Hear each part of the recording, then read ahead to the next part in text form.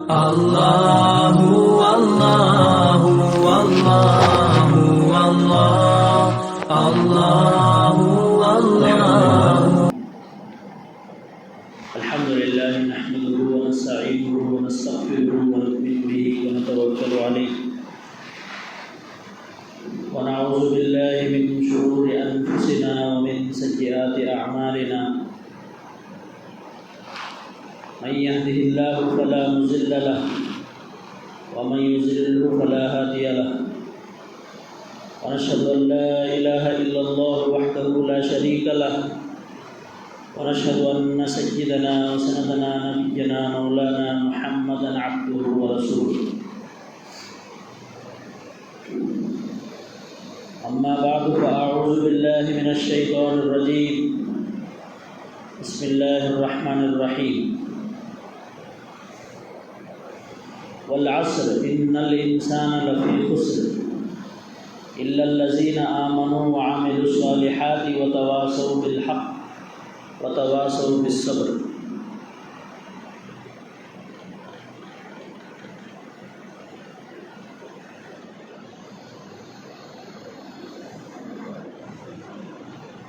وقال النبي صلى الله عليه وسلم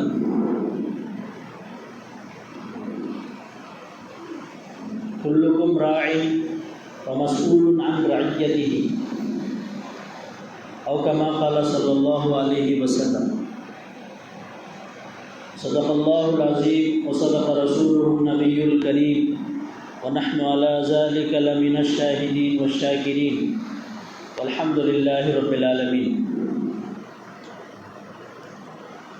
اللهم صل على سيدنا محمد وعلى آل سيدنا محمد وبارك وسلم.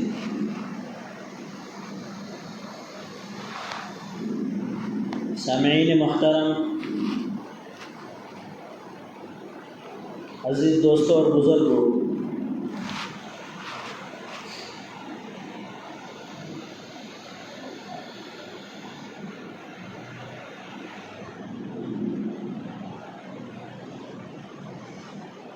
آج کے اس پرفتن دور میں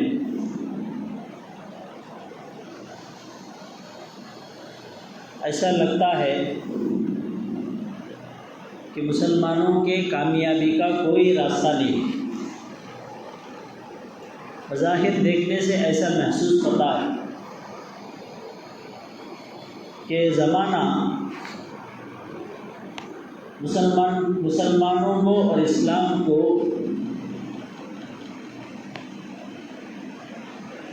مٹا کر ہی دم لے گا. ایک سازش ختم ہونے کے بعد ابھی ختم ہی نہیں ہوتی کہ دوسری شروع ہو جاتی ہے. یہ ایک فتنہ مکمل ہوتا ہے، یہ فتنے کو دبایا جاتا ہے تو دوسرا تیسرا فتنہ ابھی تیار کھڑا رہتا ہے.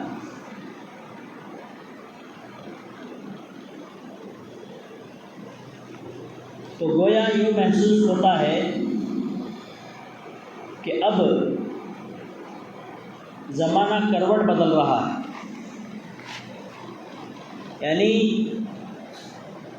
جو تھوڑی بہت اچھائی تھی، جو تھوڑا بہت خیر تھا، وہ خیر مکمل ہو کر اب آنے والا دور شر ہی شر پھیلائے گا. اس میں کوئی خیر نہیں ہوتی. لیکن ان سب کے باوجود، ان تمام فتنوں کے باوجود، اللہ رب العزت کا یہ فیصلہ ہے اور اللہ رب العزت کا یہ پیغام ہے اپنے بندوں کو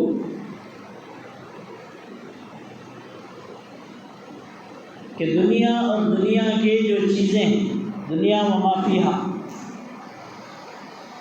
یہ سب اسباب ہیں اور اسے پیدا کرنے والا، ان اسباب کو حکم کی تعمیل میں لگانے والا اللہ ہے. اب بھی اگر ہم اللہ کے پیغام کو،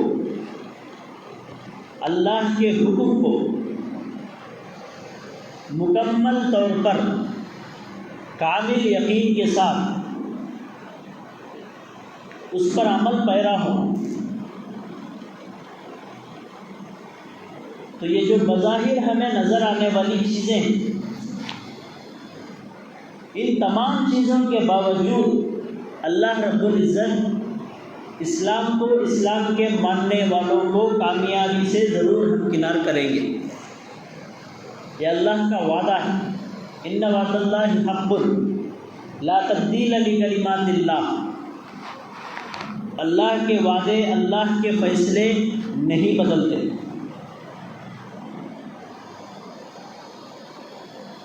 یقین اور عمل، اس میں جب کمزوری آتی ہے تبھی اللہ کی مدد ہٹتی ہے۔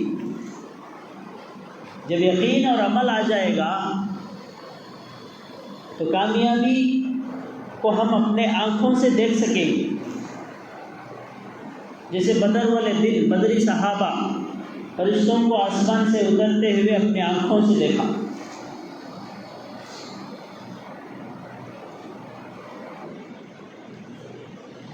تو اسی کے تحت چند باتیں آج آپ کے سامنے آج کی مجلس میں پیش کرنی ہے۔ مکمل ایک صورت ہے، اس کا ترجمہ ہے قسم ہے زمانے کی کہ ہر انسان خسارے میں ہے، مگر وہ لوگ جو ایمان لائے اور انہوں نے اچھے کام کیے اور آپس میں تاکید کرتے رہے سچے دین کی، اور آپس میں تاکید کرتے رہے صبر و تحمل کی۔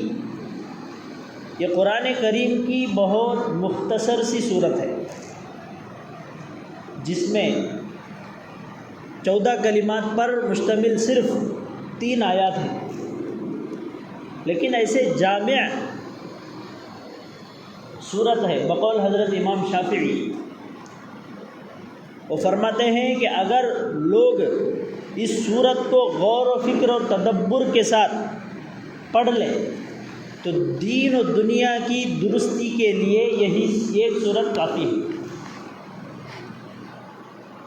حضرت عبداللہ بن حسین رضی اللہ عنہ فرماتے ہیں کہ صحابہ اکرام رضی اللہ عنہم اجمعین میں سے 2 شخص جب آپس میں ملتے، یعنی دونوں کی ملاقات ہوتی، تو اس وقت تک جدا نہیں ہوتے جب تک یہ صورت نہ پڑھ لے۔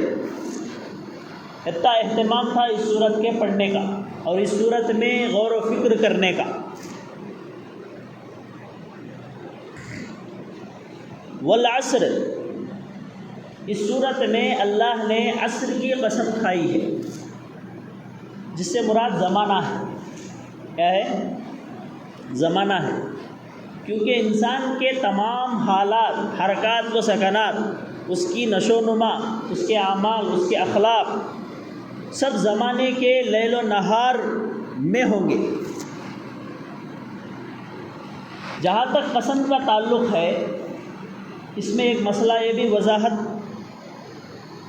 کرنا ضروری ہے، وہ یہ ہے کہ اللہ کے کلام میں قسم کے بغیر بھی، اللہ کا کلام ویسے تو لا ریب فیہ، ذالک الکتاب لا ریب فیہ، جس کتاب کے ایک ایک حرف میں، جس کتاب کے ایک ایک صورت میں، جس کتاب کے ایک ایک آیت میں کوئی شک و شبہ کی گنجائش نہیں ہے۔ یہی قرآن نے چیلنج دیا ہے۔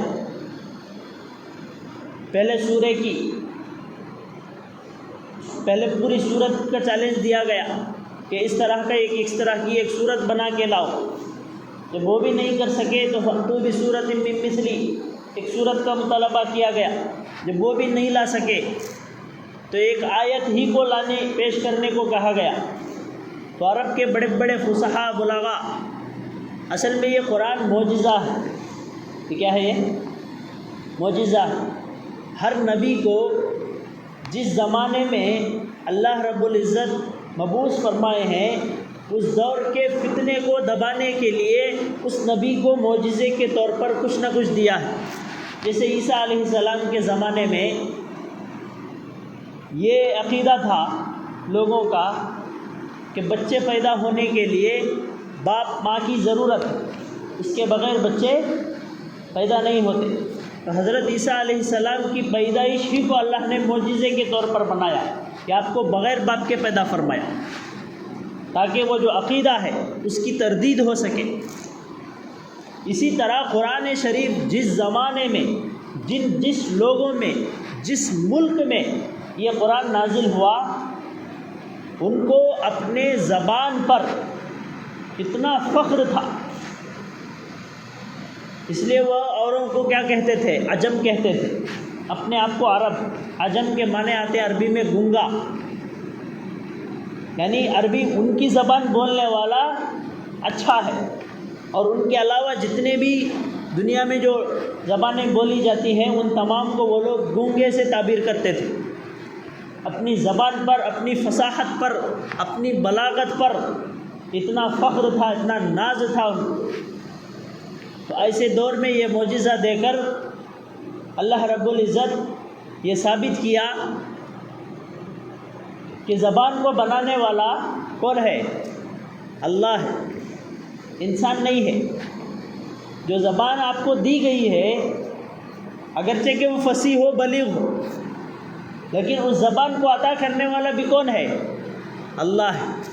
اگر آپ کو اتنا ہی آپ کے کلام پر، آپ کی فصاحت پر، آپ کی بلاغت پر جو ہے ناز ہے، تو اس طرح کا قرآن پیش کرو، یا اس طرح کی ایک سورت پیش کرو، یا اس طرح کی ایک آیت پیش کرو، جو آج تک اس چیلنج کا جواب نہیں دیا گیا، اور قیامت تک انشاءاللہ اس کا جواب آپ کو نہیں ملے گا۔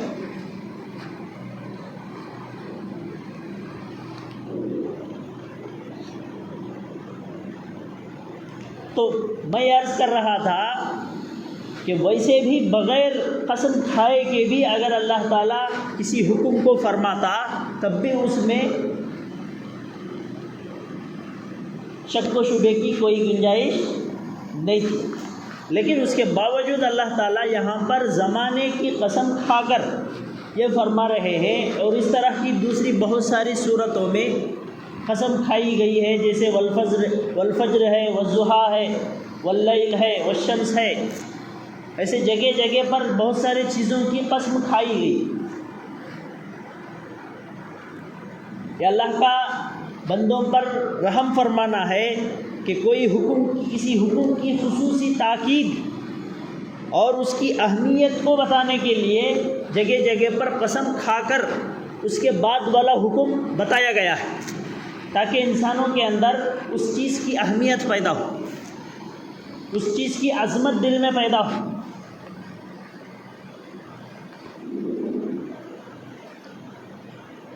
اور اس کی اہمیت کو سمجھ کر اس پر عمل پیرا ہو، اور حکم بجا لانے میں کوئی کسی طرح کی کسی قسم کی کوتاہی نہ کرے۔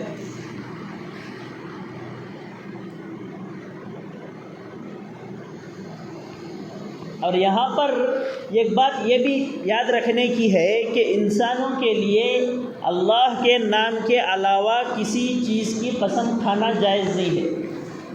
جب قسم کھانے ہی کی ضرورت پڑے، جب قسم کے بغیر کوئی چارہ نہ ہو، تو اس وقت قرآن کی تعلیمات کے حساب سے، نبی علیہ الصلاۃ والسلام کی تعلیمات کے حساب سے سوائے اللہ کے کسی اور کی قسم کھانا جائز نہیں ہے۔ ماں کی قسم، باپ کی قسم، بیٹے کی قسم، بیوی کی قسم، اس طرح عجیب عجیب لوگ گالیوں میں بھی قسم کھاتے، آپس میں دونوں لڑتے جھگڑتے رہتے۔ اماں کی قسم، بابا کی قسم، میری بیٹی کی قسم، اس طرح قسم کھانا جائز نہیں ہے، ناجائز ہے، گناہ کا کام ہے۔ لوگ اسے گالی بنا لیے ہیں، ایک قسم کا تکیہ کلام بن گیا ہے وہ۔ چاہے کہ ہوٹل میں کبھی جا کر دیکھو، 10 باتیں کرے تو اس میں ایک قسم رہتی، 20 باتیں کرے تو 2 بار قسم کھاتا۔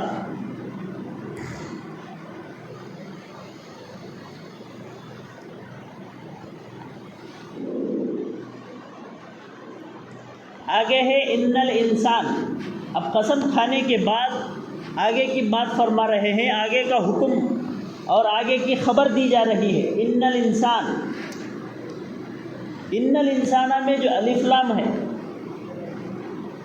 وہ جنس کے لیے ہے. علماء اکرام جانتے ہیں کہ الف لام جنس کے لیے آتا ہے جو استغراق کے معنی میں دیتا ہے. سورہ فاتحہ میں جو الحمدللہ میں جو الف لام ہے وہ بھی جنس کے لیے ہے، وہ بھی استغراق کا معنی دیتا ہے. اسی طرح ان الانسان میں جو الف لام ہے وہ بھی جنس کے لیے ہے اور استغراق کے معنی دے رہا ہے. استغراق کے معنی آتے ہیں قیامت تک آنے والا ہر انسان اس میں داخل ہے، اس حکم میں. یعنی ان الانسان لفی خسر میں جو حکم ہے اس میں قیامت تک آنے والا انسان اس میں داخل ہے، چاہے وہ مرد ہو چاہے عورت ہو، چاہے غریب ہو یا مالدار ہو، طاقتور ہو یا کمزور ہو، نوجوان ہو یا بوڑھا ہو، بادشاہ ہو یا فقیر ہو، کوئی بھی ہو، ہر انسان اس میں داخل ہے. جو آگے ہم بات بتانے والے ہیں اس میں وہ تمام کے تمام شامل ہیں.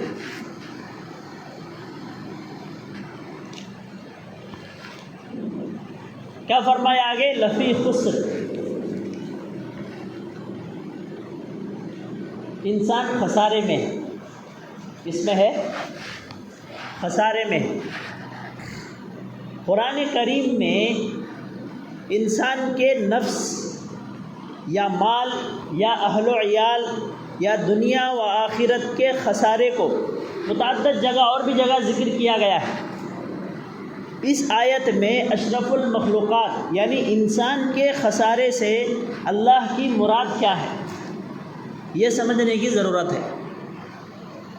ان الانسان لفی خسر یہ پورا جملہ مل کر بنتا ہے جملہ اسمیہ. جملہ اسمیہ ہونے کی وجہ سے اس میں تاکید موجود ہے. کیا موجود ہے؟ تاکید موجود ہے. عربی زبان میں لفظ انا کا استعمال تاکید کے لیے آتا ہے. ایک تو پہلے قسم کھا کر تاکید لائی گئی، والعصر قسم ہے زمانے کی. پھر اس کے بعد انا لا کر تاکید پیدا کی گئی. پھر اس کے بعد انسان پر الف لام لگا کر اور بھی اسے تاکید در تاکید بنایا گیا کہ تمام انسان دنیا میں جو بھی انسان بن کر پیدا ہوتا ہے، انسان سے پیدا ہوتا ہے، وہ تمام کے تمام خسارے میں ہے. اب یہاں پر خسارے سے کون سا خسارہ مراد ہے؟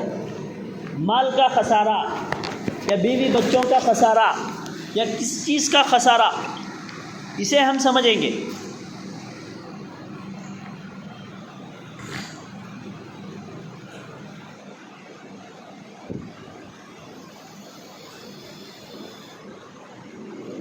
تو اللہ تعالیٰ قسم کھا کر اس بات کو بیان کرنا کہ شک و شبہ کی اس میں کوئی گنجائش نہیں ہے. نفع میں کمی ہونا یا بالکل نفع کا نہ ہونا نقصان کہلاتا ہے. عموماً ہماری زبان میں نقصان کسے بولتے ہیں؟ مال کے نقصان.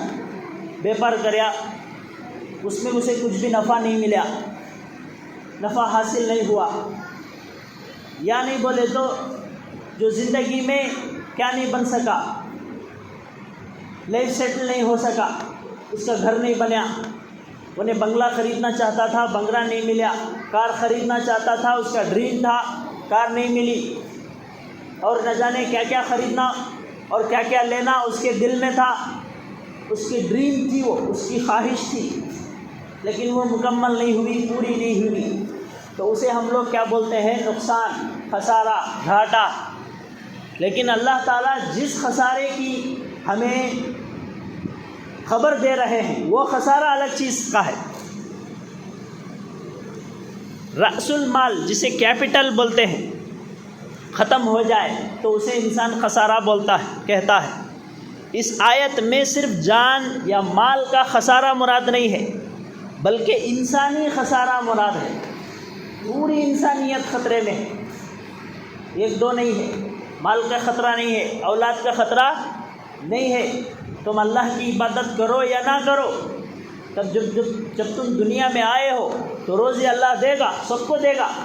مسلمان بھی کھا رہا ہے، غیر مسلم بھی کھا رہا ہے، اللہ کو ماننے والا بھی کھا رہا ہے، اللہ کو نہیں ماننے والا بھی کھا رہا ہے. اس سے یہ خسارہ مراد نہیں ہے۔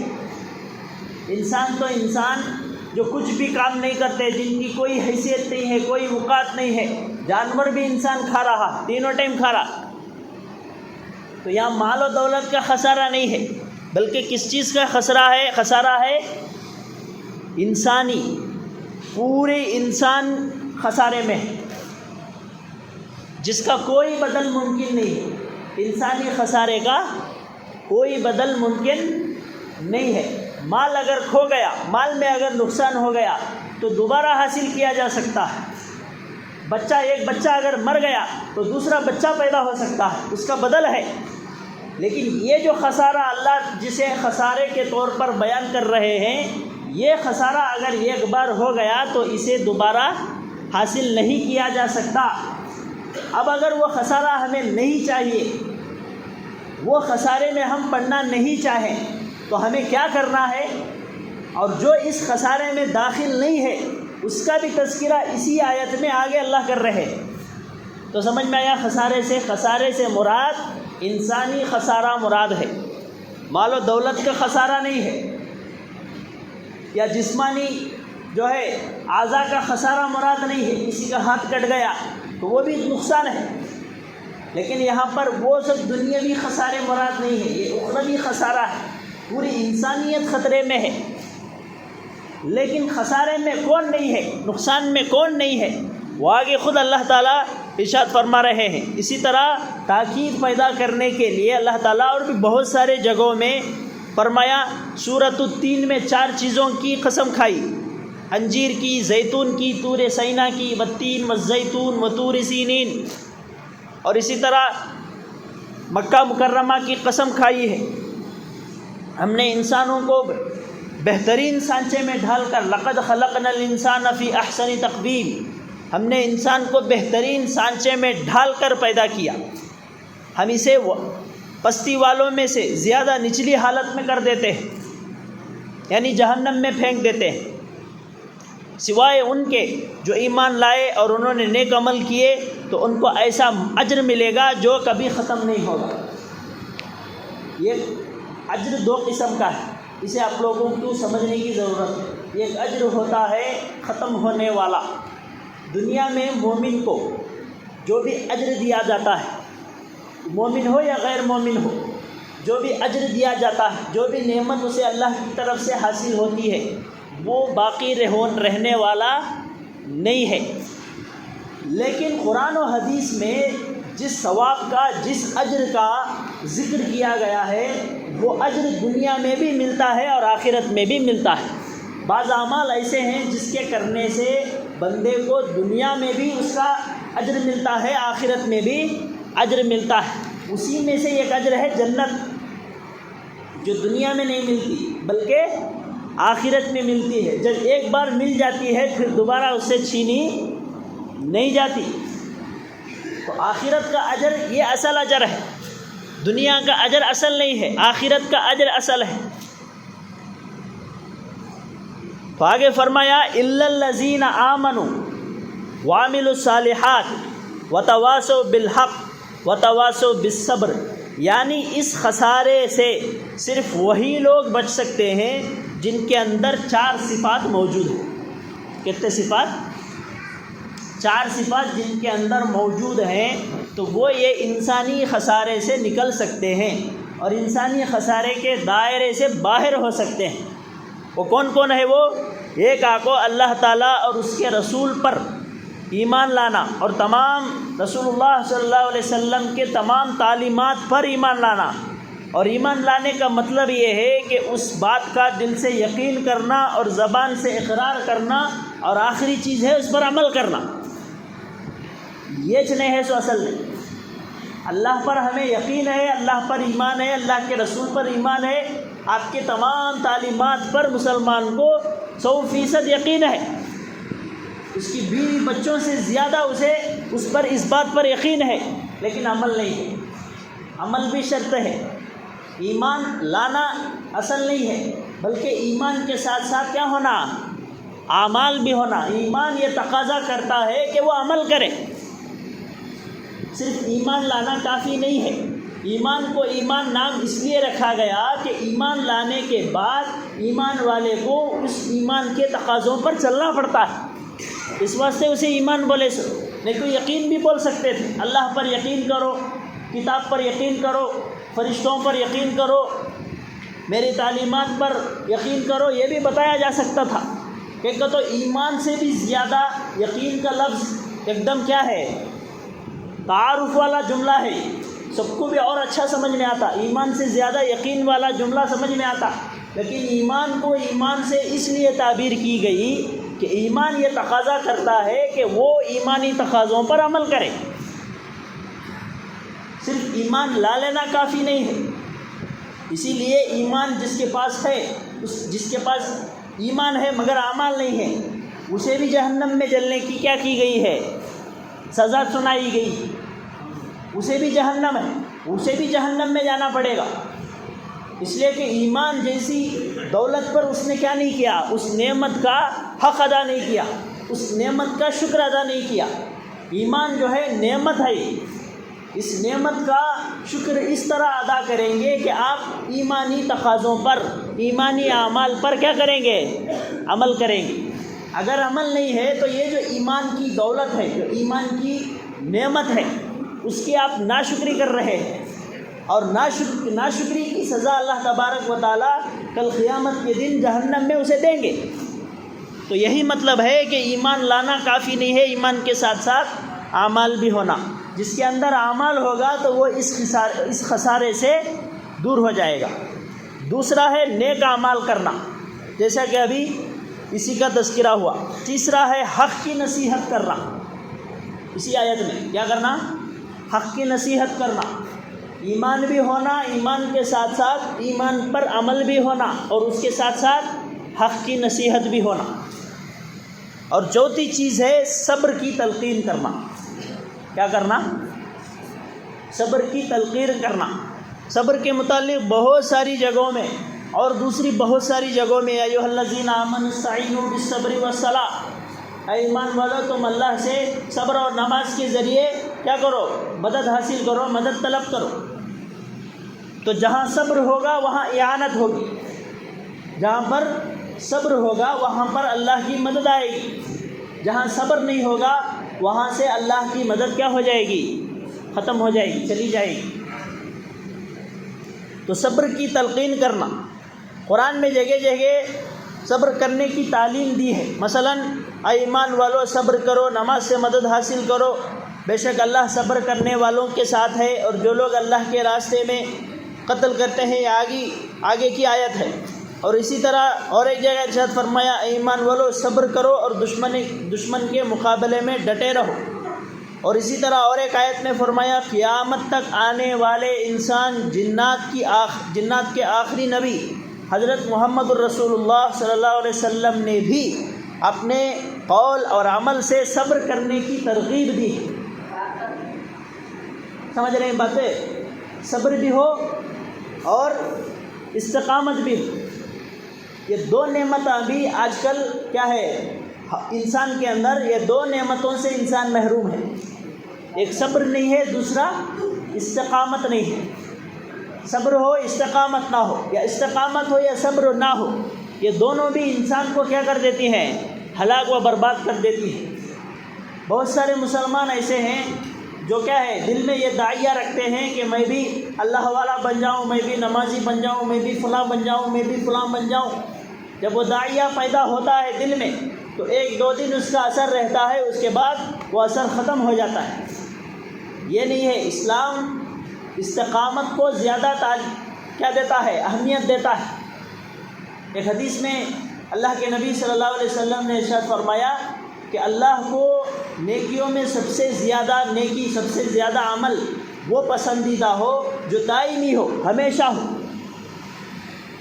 احب الاعمال الی اللہ ادومها وان قل، اللہ کے نبی صلی اللہ علیہ وسلم نے فرمایا اعمال میں اللہ کو سب سے زیادہ پسندیدہ عمل وہ ہے جو دائمی طور پر کیا جائے، ہمیشگی کے طور پر کیا جائے، وان قل، اگرچہ کہ وہ چھوٹا ہو، اگرچہ کہ وہ کمزور ہو، یہ مراد ہے۔ تو یہی فرمایا گیا کہ صبر بھی ہو ایمان بھی ہو، ایمان کے اعمال پر عمل بھی ہو، اور دوسروں کو اس کی تلقین بھی کی جاتی ہو، اور آخری میں نصیحت فرمایا اسی آیت میں اسی صورت میں کہ صبر کی تلقین بھی ہو، خود بھی صبر کرے اور دوسروں کو بھی صبر کی تلقین کرے۔ یہ پوری صورت کا خلاصہ ہے۔ اب اسے سامنے رکھ کر اگر ہم آج کے دور میں یہ غور کریں کہ یہ جو پوری دنیا سے ایک ہلچل جو مچا ہوا ہے، اسلام کو اور مسلمانوں کو مٹانے کی جو سازشیں ہوں، یا جو ہے پوری طاقت جھونک کر، پوری صلاحیتیں لگا کر اس چراغ کو جو اللہ تبارک و تعالیٰ انبیاء کے ذریعے حق دے کر، حق کا چراغ دے کر جو بھیجا تھا، اسے بجھانے کی جو پوری دنیا مل کر کوشش کر رہی ہے، اگر ہم اس صورت میں غور و فکر کریں، اس کی تفسیر میں غوطہ لگائیں، تو ہمیں یہ بات معلوم ہوتی ہے کہ یہ چراغ بجھانے سے بجھنے والا نہیں ہے۔ یہ اصول بتایا گیا ہے، یہ نمونہ ہمیں بنا کر پیش کیا گیا ہے کہ کسی بھی زمانے سے انسان تعلق رکھتا ہو، قیامت کے قریب والا زمانہ، اب کل قیامت ہے، آج بھی اگر وہ اس صورت پر عمل کرے گا تب بھی وہ کامیاب ہوگا، تب بھی وہ خسارے سے کیا ہو جائے گا، نکل کر چلے جائے گا۔ اسے سمجھنے کی ضرورت ہے، کریں گے نا ہم انشاءاللہ۔ اللہ ہم سب کو عمل کی توفیق نصیب فرمائے، آمین۔ وآخر دعوانا الحمدللہ رب العالمین۔ ایک اعلان